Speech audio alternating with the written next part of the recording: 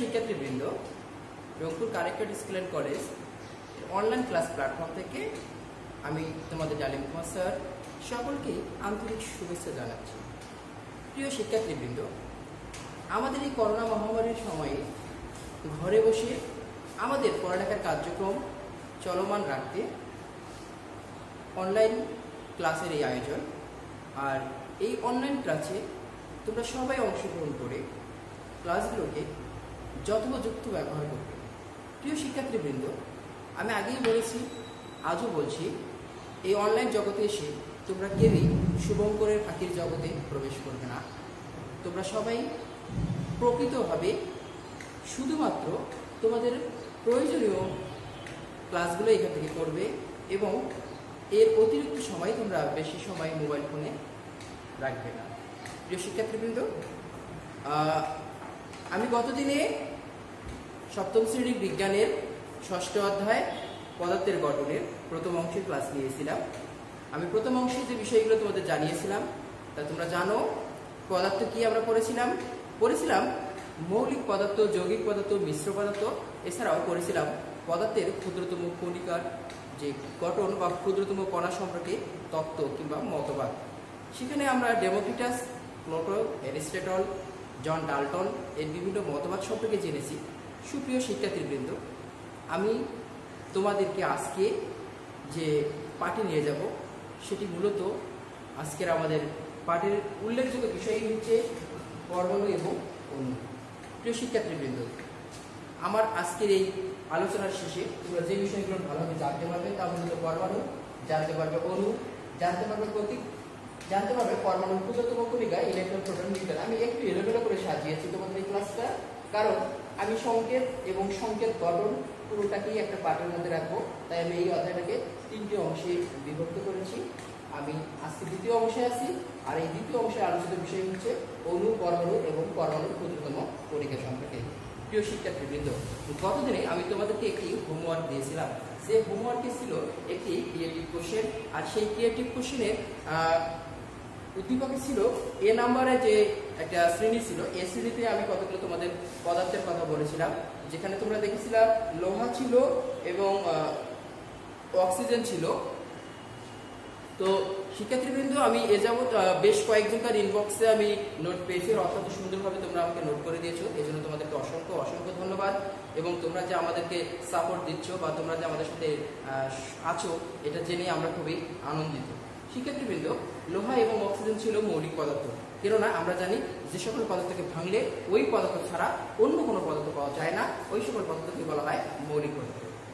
এবং আমি তোমাদের বি শ্রেণীর মৌলে বি শ্রেণীতে যে পদার্থগুলোর কথা উল্লেখ করেছিলাম, সেখানে তোমরা চিনি, গ্লুকোজ, পানি এই সকলের মধ্যে দুটি নমুনা ছিল। তোমরা জানো যে সেগুলো যৌগিক পদার্থ, কারণ সেগুলোকে বিশ্লেষণ করলে একাধিক মৌলিক পদার্থ পাওয়া যায়। এছাড়াও আমি তোমাদেরকে লেবু শরবতের কথা বলেছিলাম, যে লেবু শরবতের মধ্যে দ্রাবক হিসেবে আমরা পানি নিয়েছিলাম লেবুর রস, যেখানে আমি বলছিলাম যে সাইট্রিক অ্যাসিড থাকে, এছাড়াও অন্যান্য যৌগের মিশ্রণ থাকে। আমি তোমাদের বলেছিলাম চিনির কথা, যে এরকম অনেক সময় বিভিন্ন পদার্থ যদি আমরা মিশ্রিত করি তখন যে পদার্থটা হয় তখন তাকে বলা হয় মিশ্র পদার্থ। এবং সে সম্পর্কে আমি বলেছিলাম যেমন বায়ু একটি মিশ্র পদার্থ, আমরা ছোটবেলা থেকে পড়ে আসছি। সুপ্রিয় শিক্ষার্থীবৃন্দ, আজকে আমি যে বিষয়টি নিয়ে কথা বলতে যাচ্ছি তা মূলত অণু এবং পরমাণু। এই অণু এবং পরমাণু সম্পর্কে জানার আগে আমাদের আরেকটু মৌলিক পদার্থ সম্পর্কে জানতে হবে। আমি এখনই বললাম যে সকল পদার্থকে বিশ্লেষণ করলে ওই পদার্থ ছাড়াও অন্য কোনো পদার্থ পাওয়া যায় না, সেই সকল পদার্থই মৌলিক পদার্থ বলে। অন্যদিকে বলেছিলাম যৌগিক পদার্থের কথা। যৌগিক পদার্থ কাকে বলে? যে সকল পদার্থকে বিশ্লেষণ করলে একাধিক মৌলিক পদার্থ পাওয়া যায়, অর্থাৎ একের অধিক উপাদান পাওয়া যায়, সেই সকল পদার্থ ছিল যৌগিক পদার্থ। প্রিয় শিক্ষার্থীবৃন্দ, তোমরা জন ডাল্টনের কথা মনে রেখেছো। 1803 সালে তিনি বললেন যে পদার্থের ক্ষুদ্রতম কণিকার নাম পরমাণু। তিনি বললেন যে পদার্থের ক্ষুদ্রতম কণিকার নাম হচ্ছে পরমাণু। তিনি পরমাণুকে যে আর ভাগ করা যাবে কি যাবে না সে সম্পর্কে তিনি একটা মতবাদ দিলেন যে পরমাণুই হচ্ছে অবিভাজ্য কণিকা। তিনি পরমাণু সমূহকে এমনভাবে বললেন যে একই পদার্থের পরমাণু সমূহ হবে একই রকমের, ভিন্ন ভিন্ন পদার্থের পরমাণু সমূহ হবে ভিন্ন ভিন্ন রকমের। প্রিয় শিক্ষার্থীবৃন্দ, আজকে আমরা এই মতের একটু বিরোধিতা করব এবং এই মতের বাইরে গিয়ে জানবো যে পদার্থের পরমাণু সমূহকেও ক্ষুদ্রতম অংশে ভাগ করা যায়। সুপ্রিয় শিক্ষার্থীবৃন্দ, বলবো পরমাণু সম্পর্কে। আমরা জেনে নেব পরমাণু বলতে কি বোঝায়। আমি তোমাদের বলতে চাচ্ছি যে এই যে মৌলিক পদার্থের ক্ষুদ্রতম কণা, তোমরা মনে রাখবে মৌলিক পদার্থের ক্ষুদ্রতম কণিকা। আমি আবার বলছি, মৌলিক পদার্থের ক্ষুদ্রতম কণিকা। মৌলিক পদার্থের ক্ষুদ্রতম কণিকা যার স্বাধীন অস্তিত্ব নেই, অর্থাৎ যে স্বাধীনভাবে থাকতে পারে না, কিন্তু এরা সরাসরি রাসায়নিক বিক্রিয়ায় অংশগ্রহণ করতে পারে, এই কণিকাগুলোকেই বলা হয় পরমাণু। সুপ্রিয় শিক্ষার্থীবৃন্দ, আমরা জানবো মৌলিক পদার্থের ক্ষুদ্রতম কণিকাকে পরমাণু বলে। কি বলছিলাম? মৌলিক পদার্থের ক্ষুদ্রতম কণিকাকে পরমাণু বলা হয়। আর এই পরমাণুর আরো আমরা দুটি বৈশিষ্ট্যের কথা জানবো যে এরা আসলে বলছিলাম যে এরা প্রকৃতপক্ষে পরমাণু স্বাধীনভাবে থাকতে পারে না, অর্থাৎ এদের স্বাধীন অস্তিত্ব নেই, স্বাধীনভাবে থাকে না। হ্যাঁ, এরা স্বাধীনভাবে থাকে না, পরমাণুর কথা বলছিলাম। আরেকটি ব্যাপার বলছিলাম যে এরা সরাসরি রাসায়নিক বিক্রিয়ায় অংশগ্রহণ করে।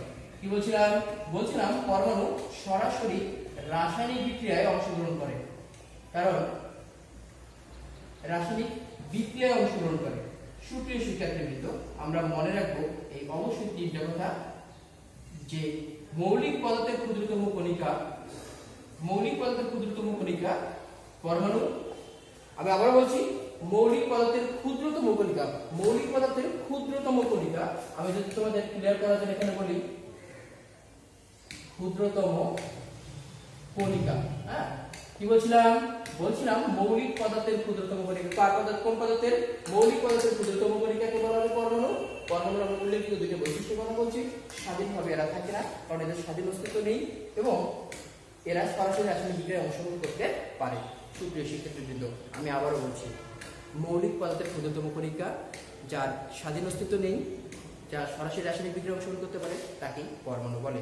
আমরা প্রকৃতপক্ষে জানি যে আবিষ্কৃত মোট 118টি মৌলিক পদার্থ রয়েছে, এবং এই 118টি মৌলিক পদার্থের ক্ষুদ্রতম কণিকাগুলোকেই বলা হবে পরমাণু।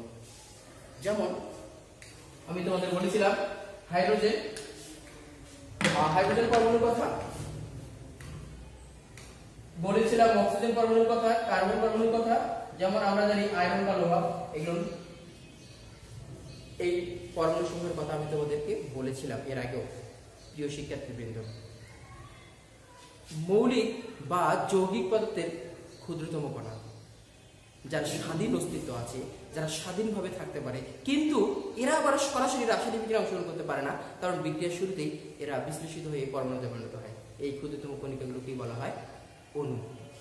প্রিয় শিক্ষার্থীবৃন্দ, তাহলে অবশ্যই আমরা কি জেনে রাখবো? এতক্ষণ আমি বলেছিলাম শুধুমাত্র মৌলিক পদার্থের কথা বলছিলাম, কিন্তু এবার আমি বলছি মৌলিক বা যৌগিক পদার্থের ক্ষুদ্রতম কণিকার কথা। ক্ষুদ্রতম কণিকা যেটাকে আমি বলবো অণু। প্রিয় শিক্ষার্থীবৃন্দ, বলছিলাম মৌলিক পদার্থ বা যৌগিক পদার্থের ক্ষুদ্রতম কণিকাকে বলা হচ্ছে অণু। আমরা ভালো করে জেনে রাখবো, মৌলিক বা যৌগিক পদার্থের ক্ষুদ্রতম কণিকা, মৌলিক বা যৌগিক পদার্থের ক্ষুদ্রতম কণিকাকে বলা হয় অণু। তবে অণু স্বাধীনভাবে থাকতে পারে, এবং অণু সরাসরি রাসায়নিক বিক্রিয়ায় অংশগ্রহণ করতে পারে। অণুসমূহ সাধারণত বিক্রিয়ার শুরুতে পরমাণুতে পরিণত হয়। প্রিয় শিক্ষার্থীবৃন্দ, তোমরা এই জায়গায় একটা বিশেষ জেনে রাখবে, যে বিশেষ একটা তোমাদের তথ্য দিচ্ছি।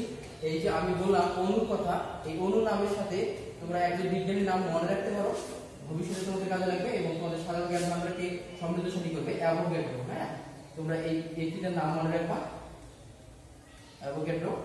আর পরমাণুর কথাটা আমরা জানি, গতদিনে 1803 সালে যে পরমাণু সম্পর্কে আমাদেরকে বলেছিল জন ডাল্টন, এটা আমরা একটু জেনে রাখবো, যে আসলে অণু ধারণার প্রবর্তক হচ্ছে বিজ্ঞানী অ্যাভোগাড্রো, এবং পরমাণু সম্পর্কে বলেছিলেন বিজ্ঞানী জন ডাল্টন। প্রিয় শিক্ষার্থীবৃন্দ, তোমরা জানো, যেমন আমি যদি তোমাদের পানির অণুর কথা বিবেচনা করি, যেমন পানি, এটির সাধারণত যে সংকেত আমরা দেখি, আমরা একটু করে সংকেত করব পরের ক্লাসে। পানি আসলে H2O, এই পানি আসলে গঠিত হয়েছিল এরকম হাইড্রোজেন প্লাস অক্সিজেনের সমন্বয়ে। সুপ্রিয় শিক্ষার্থীবৃন্দ, একটু বিষয়টা খেয়াল করো, এই যে পানি, তা আসলে গঠিত হলো হাইড্রোজেন এবং অক্সিজেনের সমন্বয়ে। হাইড্রোজেন এবং অক্সিজেন মিলে হচ্ছে পানি। এই যে হাইড্রোজেন এবং অক্সিজেন, এই পানির অণুগুলোকে যদি আমরা ক্ষুদ্রতম ক্ষুদ্রতম ক্ষুদ্রতম কণিকায় প্রকাশ করি তাহলে পানির অণু পাবো। আর পানির এই ক্ষুদ্রতম কণিকাগুলো হচ্ছে পানির অণু।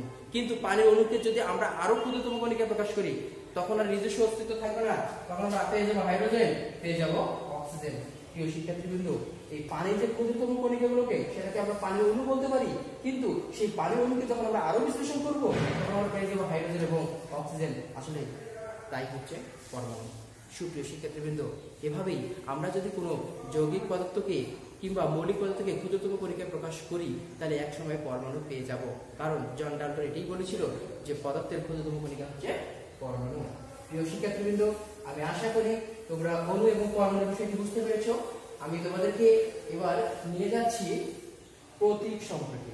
তবে এই প্রতীক সম্পর্কে জানার ক্ষেত্রে তোমরা অবশ্যই মনে রাখবে যে আমাদের মৌলিক পদার্থের যে সংখ্যা, সেই মৌলিক পদার্থের সংখ্যা হচ্ছে মোট 18টি, সরি 118টি। কতটি বলছিলাম? যে মৌলিক পদার্থের সংখ্যা হচ্ছে 118টি। এই 118টি মৌলিক পদার্থ বিভিন্ন নাম রয়েছে। আর এই বিভিন্ন নামে যখন আমরা যদি এগুলোকে লিখতে যাই তাহলে একটা সমস্যায় পড়বো। সেটা হচ্ছে যে এক একটা মৌলের নাম হবে এক এক রকম বড় বড় হতে পারে। সেই বড় বড় নামগুলোকে আমরা না লিখে সেই নামের একটা সংক্ষিপ্ত রূপ ব্যবহার করি। আর এই মৌলের পুরো নামের সংক্ষিপ্ত রূপকেই বলা হয় প্রতীক। প্রিয় শিক্ষার্থী বন্ধু, আমি তোমাদেরকে বলছিলাম প্রতীকের কথা। কি বলছিলাম? বলছিলাম প্রতীক সম্পর্কে। তোমরা প্রতীক সম্পর্কে বলছিলাম যে মৌলের পুরো নামের সংক্ষিপ্ত রূপ, মৌলের নামের সংক্ষিপ্ত রূপ, মৌলের পুরো নামের সংক্ষিপ্ত রূপকেই আসলে বলা হচ্ছিল প্রতীক। প্রিয় শিক্ষার্থীবৃন্দ, আমরা অবশ্যই জেনে রাখবো যে মৌলের পুরো নামের সংক্ষিপ্ত রূপকেই বলা হয় প্রতীক। বলছিলাম পৃথিবীতে আবিষ্কৃত 118টি মৌল, যার 98টি প্রকৃতিতে পাওয়া যায়, এই 118টি মৌলের পুরো নামের সংক্ষিপ্ত রূপকেই বলা হয় প্রতীক। প্রিয় শিক্ষার্থীবৃন্দ, তোমাদের এই ক্ষেত্রে কয়েকটি কথা বলে রাখি। যেমন আমরা হাইড্রোজেনের কথা জানি, যে এই যে হাইড্রোজেন, আমরা জানি যে হাইড্রোজেনকে আমরা যদি লিখতে যাই তাহলে এইচ, শুধুমাত্র এইচ দ্বারা প্রকাশ করতে পারবো। তবে এই প্রতীক লেখার ক্ষেত্রে কতিপয় নিয়ম প্রযোজ্য। যেমন এদের ইংরেজি নামের কিংবা এদের ল্যাটিন নামের সাধারণত প্রথম অক্ষর বড় হাতে লিখে মৌলটির প্রতীক প্রকাশ করা হয়। কোনো কোনো ক্ষেত্রে যখন প্রথম অক্ষর মিলে যায় তখন উচ্চারণের সাথে মিল রেখে পরবর্তী কোনো একটি অক্ষর ছোট হাতে লিখে ওই মৌলের প্রতীক হিসেবে প্রকাশ করা হয়। প্রিয় শিক্ষার্থীবৃন্দ, এখানে যেমন ইংরেজি ভাষা ব্যবহার করা হয় তেমনি ল্যাটিন নামেরও অনেক সময় প্রথম বা পরবর্তী অক্ষর নিয়েও ওই মৌলের প্রতীক হিসেবে প্রকাশ করা হয়। একটু দেখে নেই। হাইড্রোজেনের প্রতীক ছিল H। আমরা যদি অন্যভাবে বলি অক্সিজেনের প্রতীক ছিল অক্সিজেন, আমরা জানি O। প্রিয় শিক্ষার্থীবৃন্দ, এই যে আমি বলছিলাম যে কিছু কিছু মৌলের, যেমন কার্বনের কথা যদি আমি বলি, কার্বন থেকে আমরা নিতে পারি C। ঠিক কার্বন থেকে যদি আমরা নেই এই যে ক্লোরিন, এই ক্লোরিনের আসলে নিতে হয় Cl। প্রিয় শিক্ষার্থীবৃন্দ, এই যে আমি বলছিলাম প্রথম অক্ষর যদি একই হয়, যেমন কার্বন C, আমি বলছিলাম ক্লোরিনের কথা, তাই এখানে উচ্চারণের সাথে ক্লো ক্লো ক্লো, অর্থাৎ কয়ের সাথে ল, তার মানে কয়ের জন্য সি, লয়ের জন্য এল। এই যে আমরা ক্লোরিন এরভাবে নিলাম। আমাদের যখন ক্যালসিয়াম মিলে যায়, প্রিয় শিক্ষার্থীবৃন্দ দেখো কে উচ্চারণ করার জন্য আমরা আসলে সি এ নিয়েছিলাম। ঠিক এভাবেই মৌলসমূহের প্রতীক নিতে হয়। অনেক ক্ষেত্রে ল্যাটিন নামের প্রতীক নিতে হয়, যেমন ন্যাট্রিয়াম থেকে নিতে হয় Na, সেটাকে আমরা সোডিয়াম বলে থাকি। যেমন ফেরাম। আমি একটু তোমাদেরকে বিষয়টা বুঝিয়ে দেই, কারণ কয়েকটি প্রতীক তোমাদের অবশ্যই জেনে রাখতে হবে। বাস্তব জগতে তোমরা জানো, যেমন সোনা, তোমরা সবাই জানো সোনা বা গোল্ড যেটাকে বলা হয়, এই যে সোনা বা গোল্ড, এটাকে আমরা কি জানি? AU। কোথা থেকে আসছে? অরাম থেকে আসছে। অরামের সংক্ষিপ্ত রূপ হচ্ছে AU, যেটা হচ্ছে সোনা। আমরা যেমন টিন জানি, টিন কোথা থেকে আসছে? SN, স্টানাম থেকে আসছে। তেমনি আমি বলছিলাম তোমাদের লোহার কথা, যেটাকে তোমরা আয়রন হিসেবে জানবা, যেটা আসছে ফেরাম থেকে, Fe। ঠিক এভাবে ল্যাটিন নামের প্রথম অক্ষর বা পরবর্তী অক্ষর লিখে ওই মৌলের প্রতীক হিসেবে প্রকাশ করা হয়। অনেক সময় ইংরেজি নামের প্রথম অক্ষর বড় হাতে লিখে ওই মৌলের প্রতীক হিসেবে প্রকাশ করা হয়। আবার যদি প্রথম অক্ষরগুলো মিলে যায় তাহলে উচ্চারণের সাথে মিল রেখে পরবর্তী কোনো একটি অক্ষর ছোট হাতে লিখে ওই মৌলের প্রতীক হিসেবে প্রকাশ করা হয়। প্রিয় শিক্ষার্থীবৃন্দ, আমরা আমাদের ক্লাসের শেষ টপিক আজকে যাব। আমার আজকের ক্লাসের শেষ টপিক ছিল পরমাণুর ক্ষুদ্রতম কণিকা। তোমরা হয়তো মনে করতে পারো যে সাধারণত একটা পরমাণুকে যদি আমি ক্ষুদ্রতম অংশ ভাগ করি তাহলে ওই পরমাণুটার কেন্দ্র পাবো। এই কেন্দ্রটার নাম হচ্ছে আসলে নিউক্লিয়াস। বলছিলাম পরমাণুর ক্ষুদ্রতম অংশ যদি আমরা ভাগ করি তাহলে এর যে কেন্দ্র পাবো তার নাম হচ্ছে নিউক্লিয়াস। প্রিয় শিক্ষার্থীবৃন্দ, আসলে জন ডাল্টন যখন 1803 সালে বলল যে পরমাণু সমূহ ক্ষুদ্রতম কণিকা পদার্থের, কিন্তু তার অনেক দিন পর আসলে আবিষ্কৃত হলো যে না, পদার্থের ক্ষুদ্রতম কণিকা পরমাণু নয়, কারণ পরমাণুও বিভাজ্য। পরমাণুকে ভাগ করলে 3টি স্থায়ী কণিকা পাওয়া যায়, ইলেকট্রন, প্রোটন, নিউট্রন। প্রিয় শিক্ষার্থীবৃন্দ, এই পরমাণুর কেন্দ্রের অংশটিকে বলা হয় নিউক্লিয়াস, যেখানে অবস্থান করে সাধারণত প্রোটন এবং নিউট্রন। এর বাইরের দিকে কতগুলো বৃত্তাকার কক্ষপথে, এরকম কতগুলো বৃত্তাকার বা উপবৃত্তাকার কক্ষপথে সাধারণত অবস্থান করে ইলেকট্রন সমূহ। আমি তোমাদেরকে বোঝানোর চেষ্টা করতেছি যে এই বাইরের দিকে অবস্থান করে ইলেকট্রন কোথায়, কক্ষপথে। আমি তোমাদের বোঝাতে চেষ্টা করছি যে এই যে কেন্দ্র, এই কেন্দ্রের মধ্যে কি কি থাকবে, এই পিতে আমি তোমাদের বললাম প্রোটন। প্রিয় শিক্ষার্থীবৃন্দ, এতে বলছিলাম নিউট্রনের কথা। তাহলে আমি ব্যাপারটা কি দাঁড়ালো, এই দুইটা জিনিস কোথায় থাকলো, নিউক্লিয়াসে।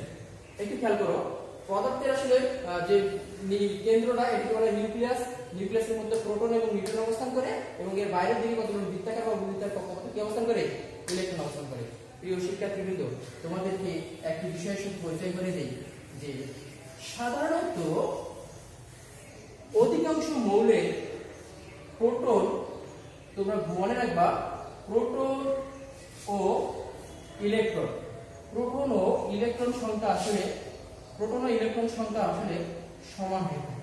বলছিলাম প্রোটন ও ইলেকট্রন সংখ্যা সমান হয় যদি চার্জ নিরপেক্ষ মৌলরা হয়ে থাকে। এটি একটি তথ্য আমরা মনে রাখবো।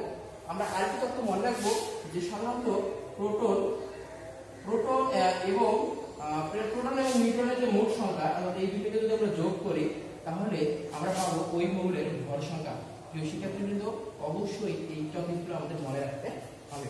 বলছিলাম কোন মৌলের প্রোটন এবং ইলেকট্রন সংখ্যা সবসময় সমান হবে, আর ওই মৌলের বা পরমাণুর কেন্দ্রে অবস্থিত প্রোটন এবং নিউট্রনের মোট সংখ্যাকেই বলা হয় ওই মৌলের ভর সংখ্যা। আর যেহেতু ভর সংখ্যা পরমাণুর কেন্দ্র নিউক্লিয়াসে অবস্থিত, তাই এটিকে নিউক্লিয়ার সংখ্যাও বলা হয়।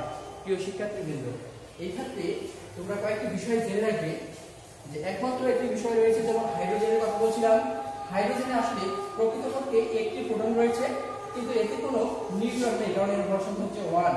অর্থাৎ এর যে কেন্দ্র, এখানে নিউক্লিয়াসের ভর থাকবে 1, অর্থাৎ প্রোটন থাকবে 1টি, এবং এখানকার নিউট্রন হচ্ছে 0। কিন্তু এর বাইরে থেকে প্রথম কক্ষপথে 1টি ইলেকট্রন থাকে, এই যে 1টি ইলেকট্রন থাকবে, এটি কার কথা বলছিলাম হাইড্রোজেনের কথা। ঠিক এইভাবে যদি আমি তোমাদের অক্সিজেনের কথা বলি, এই অক্সিজেনের মনে রাখবা অক্সিজেনের প্রোটন হচ্ছে সাধারণত 8, ইলেকট্রন তাহলে সমান হবে 8, নিউট্রন আছে এখানে 8টি, তার মানে এর ভর সংখ্যাকে যদি আমি 11 প্রকাশ করি, ভর সংখ্যা হবে 16। প্রিয় শিক্ষার্থীবৃন্দ, আমরা এই তথ্যটা জেনে রাখবো কতিপয় মৌলের ক্ষেত্রে। যেমন অক্সিজেনের প্রোটন সংখ্যা হচ্ছে 8টি, এবং কার্বনের প্রোটন সংখ্যা হচ্ছে 6টি, তারপরে নাইট্রোজেনের প্রোটন সংখ্যা হচ্ছে 7টি। আমরা অবশ্যই এই প্রোটন সংখ্যাগুলোকে মনে রাখবো, আর প্রোটন সংখ্যা যতটি থাকবে ঠিক ততটাই ইলেকট্রন থাকবে। প্রিয় শিক্ষার্থীবৃন্দ, প্রোটন এবং নিউট্রনের মোট সংখ্যাটা যেহেতু ভর সংখ্যা, কখনো যদি তোমাদেরকে নিউট্রনের সংখ্যা বের করতে বলে, তাহলে তোমরা কি করবে, তোমরা বের করার সময় বের করবে যে নিউট্রন সংখ্যা যদি বের করতে বলা হয়, তাহলে তোমরা কি করবে, যে মোট যে ভর সংখ্যাটা থাকবে সেখান থেকে কি বিয়োগ করবে প্রোটন সংখ্যা। ওকে, যেমন আমরা যদি বলি অক্সিজেন, ধরো আমি তোমাদের কথা বলতে পারি, ধরো যে সোডিয়ামের কথা বলি, সোডিয়ামে আসলে প্রোটন সংখ্যা হচ্ছে, এর আসলে ভর সংখ্যা হচ্ছে 23। হ্যাঁ, কি বলছিলাম, এটি কি ভর কি সংখ্যা, কার, সোডিয়ামের ভর সংখ্যা কত, 23। আর সোডিয়ামের প্রোটন কত জানো, সোডিয়ামের প্রোটন হচ্ছে 11, পারমাণবিক সংখ্যা 11। তাহলে নিউট্রন কত হবে বলো তো, তার মানে যে ভর সংখ্যা থেকে এই যে 11 বিয়োগ করতে হবে, ফলাফলে কত আসবে, নিউট্রন সংখ্যা আসবে 12।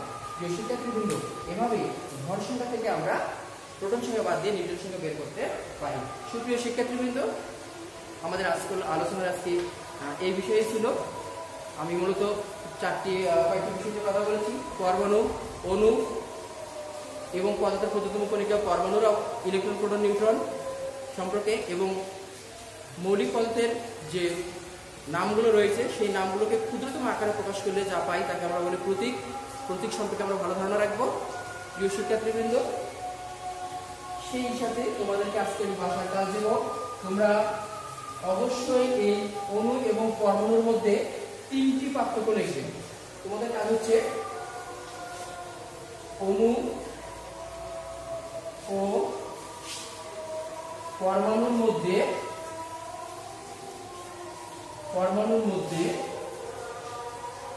3টি পার্থক্য তোমরা অবশ্যই নোট করবে। 3টি পার্থক্য তোমরা খাতায় লিখে আমাকে ছবি দিবে ইনবক্সে বা কমেন্ট বক্সে। আমি অপেক্ষা করবো তোমাদের জন্য। বলছিলাম একটি মাত্র কাজ, অণু ও পরমাণুর মধ্যে 3টি পার্থক্য। আমি আবারও বলে দিচ্ছি, মৌলিক পদার্থের ক্ষুদ্রতম কণিকা অণু পরমাণু এবং মৌলিক ও যৌগিক পদার্থের ক্ষুদ্রতম কণিকা হচ্ছে অণু। অণুর স্বাধীন অস্তিত্ব আছে, পরমাণুর স্বাধীন অস্তিত্ব নেই। অণু সরাসরি রাসায়নিক বিক্রিয়ায় অংশগ্রহণ করতে পারে না, কিন্তু পরমাণু সরাসরি রাসায়নিক বিক্রিয়ায় অংশগ্রহণ করতে পারে। সুপ্রিয় শিক্ষার্থীবৃন্দ, এ পর্যন্তই। তবে পরবর্তী ক্লাসের আগ পর্যন্ত এতটুকু প্রার্থনা করব যে তোমরা সবাই সুস্থ সুন্দর স্বাভাবিক জীবনযাপন করো এবং নিয়মিত বাসায় থেকে স্বাস্থ্য সচেতন হয়ে দেশ পরিবার নিজের ভবিষ্যৎ চিন্তা করে নিয়মিত তোমাদের অধ্যয়ন চালিয়ে যাও। এই প্রত্যাশায় শেষ করছি। ধন্যবাদ সবাইকে।